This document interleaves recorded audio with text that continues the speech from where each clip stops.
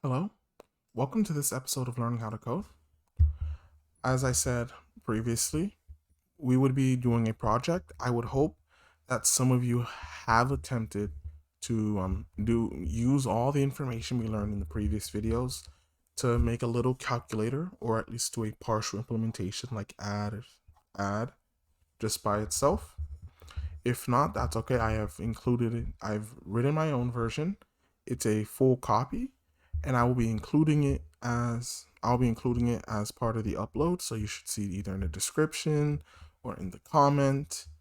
You will have the full code right here, and just copy it inside of your static void main. Just copy all of this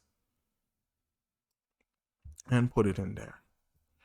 Now, right now I already have the code running. I thought we should just start with showing what I want it to do in case some of you might have had some confusion. So let's say I do 12 and then 3. And you can see I'm saying pick the operation, and there's A, add, subtract, multiplication, division. I decided to use A, S, M, and D as the characters / string that I'm using to decide which mathematical operation I'm gonna do. You can use anything you want. If somebody wanted to use, I don't know, Q, W, E, R, you can. Just you must provide some means for someone to be able to look at it and know what it wants you to do. So you can see I kind of have the A's around in a parenthesis, kind of give an idea what I want it to do. So now I'm going to take an A, and we see, it sees A and it says the result is 15, which is exactly what we want. If we put 13, nope, that's not what we want. And 12, oh, 23, my mistake. Okay, I guess subtract, and that should give us negative 10. Yeah, and we do 4, 5, and that's multiplication. We get 20. And I'll just do 3 and 2. And oops, I made a mistake. Yeah, D. And we get 1. And and that is correct. I'll explain to you why that's correct later. But understand that, yes, I understand 3 divided by 2 is 1.5. There is a reason, a limitation due to what we're doing, why the result is 1. And now we're just going to type in stop. And you see the program will now stop itself. Now, how's the program doing that? Well, we kind of have to go back to our code right here. And we see, first thing first, if you go all the way to the beginning of my code, we hear it say, welcome to the calculator program. It'll just give someone a nice little welcome. Besides that, we can say I have 4 variables set up, 4 string variables called stop, s operand 1, s operand 2, and option. Obviously, stop is what I'm using is where I'm storing whatever I want to type in to stop. S operand 1 takes in either the first number / first operand, or I use it to take in the word stop. And if the word stop is found, it will then stop the program immediately, bringing us out of the loop. Then, if you don't stop, then, you go to string operand 2, s operand 2, and you enter that number, you pick your operation, the variables then have, the variables then set up like what it's going to say for the second number and what's going to say for the operations. We then enter the while loop, and now we print out s operand 1. We then store the input of s operand 1 in this string called input1. Now we go to our if statement. This is where we're checking if we typed in stop. If we typed in stop into input1, the loop ends. It won't even start doing any of this code. However, if that's not what's in there, it will then move along and do Console.Write s operand 2, where we will then ask for the second number, and then we will then store it in string input2.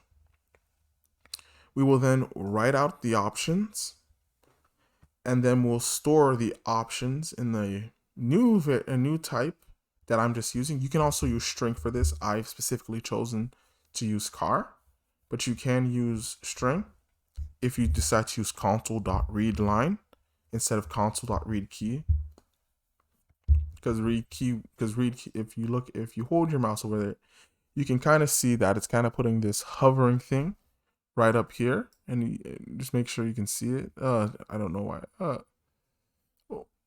For some reason it does not pick it up on the recording software. But if you put your mouse on top of the read key, you should see a tooltip come out, and you'll see right there it says console key info.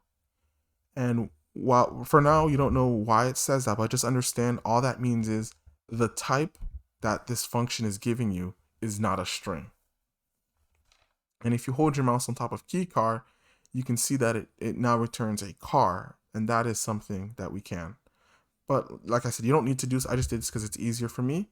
You can use Console.ReadLine and store that in a string to do this. Now here's something a little bit special. I did go a little bit into parsing. I showed it and I talked about it in one of the previous videos. I cannot remember off the top of my head, but just understand, But even then, even this is probably the most complex part, because this is probably something you probably might not have remembered. But this is that's part of being a programmer. Sometimes you have to do a little bit of research. I kind of want you to stretch your wings, kind of push yourself to just go a little bit beyond what I'm just telling you, because it's just like, how do I turn some words into a number? And if you need help, go to Stack Overflow for that. It's pretty much where everyone else goes.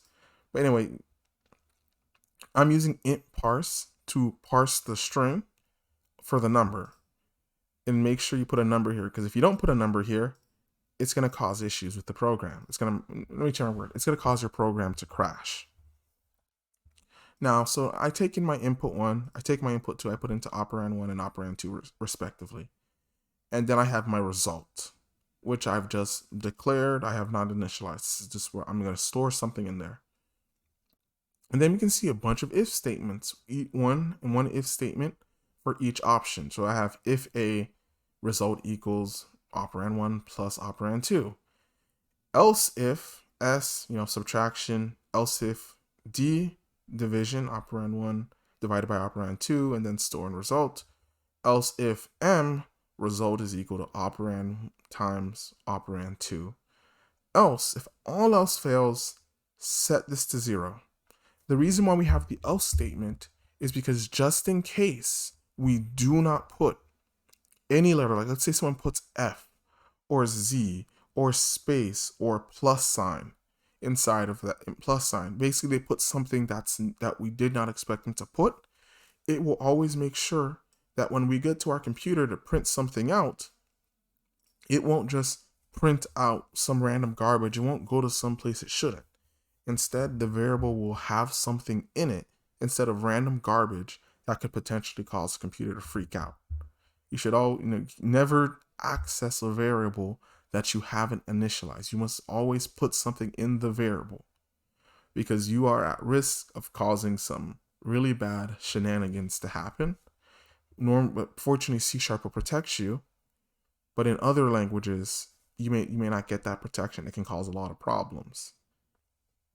And then we can see on my Console.WriteLine, which is just to make a nice little space. As you can see, kind of separate it to make it a bit easier to read what's going on. Same, you can see I got spacing.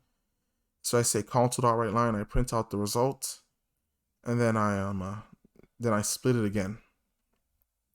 And then I show the result, and then I Console.WriteLine again. And then we go back to the beginning of the loop. We keep doing this until, like I said, we get to this part, and it prints out. Now, I hope this has helped you understand how to do this project.